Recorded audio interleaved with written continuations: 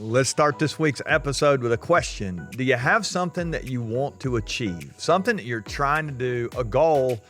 If you think about these last few weeks, we've been talking about focus and really focusing on our goals, setting aside our number one goal. And so as you think about what your goal is, or maybe something you're trying to achieve, maybe it's a project that you've just come up with the last couple of days, think of what that is. What is it that you want to achieve? And then here's the key to it. If you really want to achieve this, there's one thing that's going to matter more than anything else, and that is time. You're going to have to put time on task if you really want to knock your goal out of the park. It can be done, but it's going to require time. Welcome to the show this week. We're excited to have you on the podcast. We talk about chasing greatness here. You have greatness in you. I'm hoping you're trying to unleash it every week and really not just help yourself be great, but honestly, the best people, we say this all the time, the best leaders are helping other people be great. They're multipliers. I'm reading a book right now called Multipliers. It's really great. It's this idea that there are some people that just help the people around them get smarter, get better, which is what we're trying to do for you. And then there's other people who are diminishers. They are literally sucking the life out of the room. And so if you want to be a multiplier, if you want to be somebody who's achieving what it is you want, you're going to really have to not just think about being great yourself, but helping other people be great. But as we think about this idea of focus, we've been focused on it the last couple of weeks. And if you remember, the very first, we kind of gave you an overview of this idea of focus using our bullseye target. Then on week 2, a couple of weeks ago, I challenged you to start on your number one goal, and I gave you some stuff to help you identify what your number one goal is. If you miss those episodes, I hope you'll go back and listen. If you'll be sure to subscribe, you'll get all those episodes sent directly to you wherever you listen. And then last week we talked about unleashing energy, which is a little bit different than time. Energy, we talked about it being passion and your positivity and some of the people around your life. Those are all important things. But today I want to talk specifically about time. I think it is so important for us to understand how we use our time. And I think so many people really don't give a good thought to how they organize their time, how they use their time. We all are guilty from time to time of wasting time. And so today I want to give you some things to hopefully will help you really focus in on how you use your time, and it'll help you achieve what your number one goal is, what it is you're trying to achieve. So I want to remind you to begin with today that your number one goal, and I'll go back to just a little bit of review. Remember we said on week 1, identify 5 things that are really things that you want to accomplish over the next year. Or you can do this over the next 90 days. We're into October now, and you've got just a little bit of time left in this year.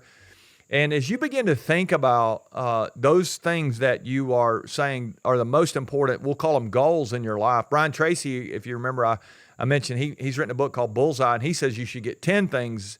I'm gonna lean more toward 5 things that are the most important things. But then we challenge you to really try to think about like how to prioritize those 5. I mean, which one is the most important? And the way I would think about it is if I could just snap my fingers and one of them would be accomplished, which one would it be? And I think that's my number one goal. That's the one I want to think of first. And so for you, as you begin to think about your top 5 things you'd love to say, at the end of the year, these things would have happened. They would have been true. This is how I would measure them.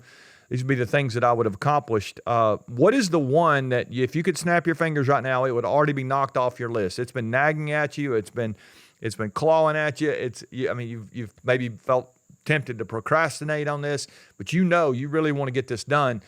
What is that one? And as you think about it, I want to begin today with just saying your number one goal needs to get time from you every single day.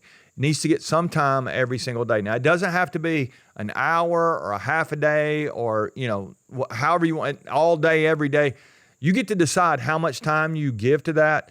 But I want to challenge you to write down that goal, put it somewhere where you see it every day, and do something every single day to take a step toward that goal. Just a, as we say sometimes, a mother may I baby step. Just a baby step toward your goal will eventually get you to your destination.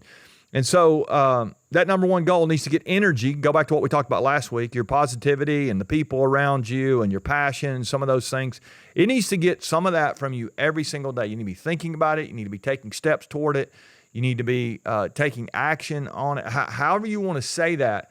But you don't want a day to go by that you're not really focused on and trying to take a step toward your goal. Here's the second thing I would remind you, and this is just something I've been thinking about the last week. Success only comes when you get things done. I mean, you've got to get something done if you're going to call yourself successful at the end of the day. When you think about chasing greatness, you think about people who are great. We had the Ryder Cup a couple of weeks ago. I watched some of that, the golf and the U.S. It was great to have all the best players in the world, but they had to win for us to feel like that they were successful. And it was kind of fun to send Europe packing back and on the losing end of things after so many. I think they had won like 9 out of the last 12 times this thing had been the Ryder Cup had been held, and so success comes when you get things done. So you got to win. I mean, at the end of the day, you gotta get some stuff done. And I don't know if you use a to-do list or whatever you have, but if you don't check things off, if you're not having just a bias for action, you're really going to struggle on your goal. So again, go back to your number one goal and ask yourself, am I getting things done? Not only am I putting time on it, but am I making progress? Do I have some milestones along the way? Another way I maybe would think about it, and I'm just trying to help us think about, how do we focus on our goals?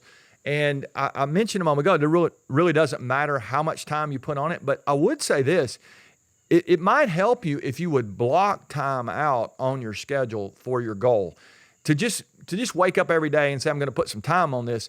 You need to have some time blocked out, not just a little bit of time to think about it every day, but there needs to be some time on a Thursday where you say, I'm going to spend a half a day on this, or on a Tuesday in 3 weeks, it's going to get a whole day of my time. You get to decide, but if you would block times out, big chunks of time to be focused on that goal, whatever it is, it's going to be much more likely that you achieve that. And especially if it's your number one goal, you're going to want to put time on that, large blocks of time. And so I encourage you to do that.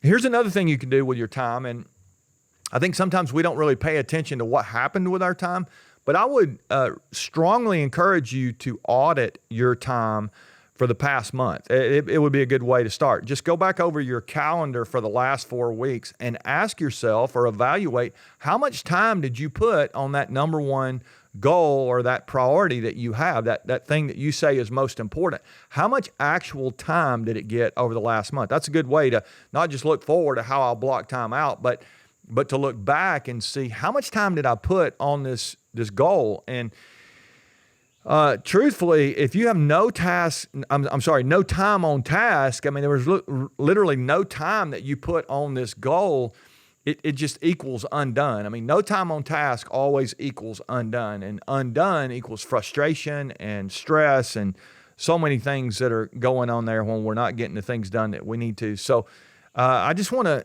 again, highly encourage you to go back over your last month. How much time did you put on it? Some of you are struggling right now and you're miserable right now when it comes to your goals because you haven't been putting any time on them. And you've been putting time on other things, but there's just no progress when we don't put time on the things that matter most. And then I'll say a little bit here about an obstacle or something that kind of gets in the way. I'm going to actually do a whole episode next week on the obstacles to our goals, which I think will be pretty cool. But one of the things that really does become that obstacle, as I just mentioned, is the time that we waste. And so it's for me, it's so easy to have these things that really don't matter that sort of creep in, and they're honestly going to keep me from being great if I've got some areas where I'm trying to achieve and trying to have some goals, and maybe there's some people I'm even trying to help. Maybe that's my number one priority, has something to do not just with me, but with other people that I'm trying to help.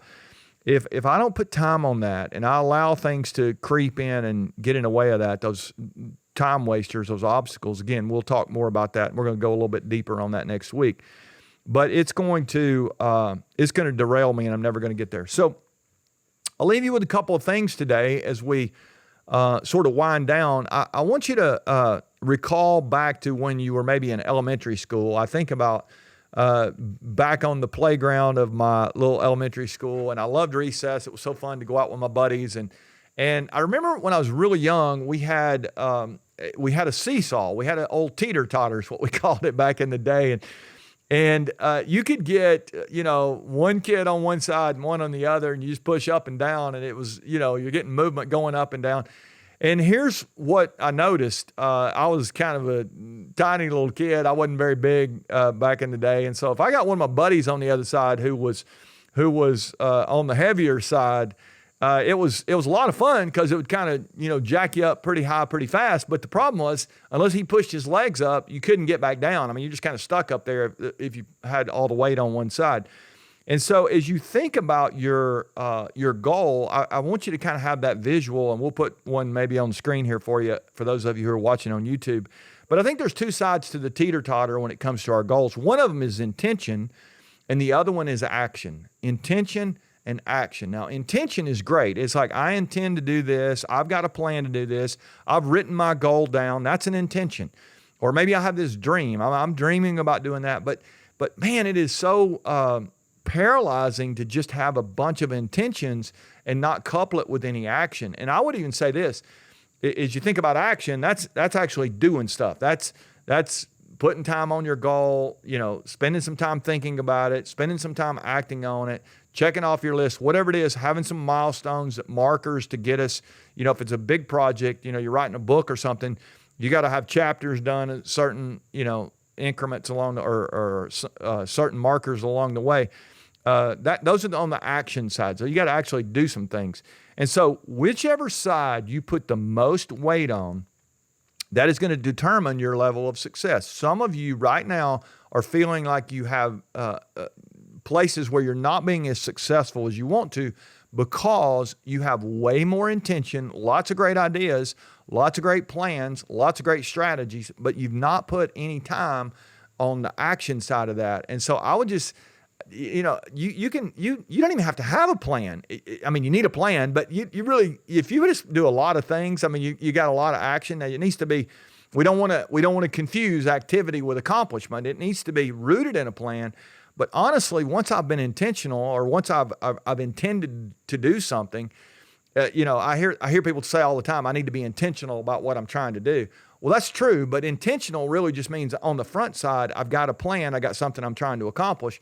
Action is where it's going to happen. And so if you put more weight on the intention side, you got all these ideas, you got all these plans, you got all these strategies, and yet you never do anything, you're just never going to be successful. And so I want to challenge us all this week. This is kind of my takeaway as we wind this down this week.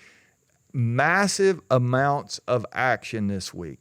Go back and look at your goals. Maybe that's your first step of action, is to go back and say, okay, let me put the target up. Let me identify the 5 things. Some of you still not written those down. You listened a couple of weeks ago, you still don't have 5 things written down that you're trying to accomplish in the next year. That's your first action, to do that. But once you do that, rank order those, pick the one that if you could just snap your fingers and be done, that's your number one goal. And let's get busy on that. Let's take massive steps of action. Forget the intention. I mean, the intention's already been there. It's there. It's weighted on its side. But action, action, action. Let's make that action go. Just push it to the ground, really, with all the weight we put on the action this week. So that's helping me think about it. Intention is just rooted in hopes and dreams. Hopes and dreams are great, but acts and then adjustments, those are the things that are going to help me literally be successful. So as we continue this episode, or these episodes on focus, it really, action is what's going to get us to where we want to go. It's going to help us narrow down on the bullseye. Now, let me wrap up and say this. You can be as intentional as you want, and you can even put massive amounts of action on it, but there's still going to be some barriers along the way. There's going to be some obstacles on your path that are going to keep you from that bullseye if you're not careful. That's what we're going to talk about next week. And so I hope you'll join us again and continue to spread the word. You've got some people right now, they're struggling to stay focused. They've got some big things. They've got big intentions, but they really don't have a lot of action. Maybe this will be a great reminder for them. Continue to hit that like button. It helps us spread the word, and just really share with your friends. Anybody you know that's on this journey, they're really trying to be great. And anybody you want to help them be great, I hope you'll encourage them to listen. We're trying to help as many people as we can, and we thank you for helping us help others. So you be great this week. Massive amounts of action. Let's make sure that our time is focused on the things that matter most. And if they are, I'm convinced we're going to be well on our way to winning.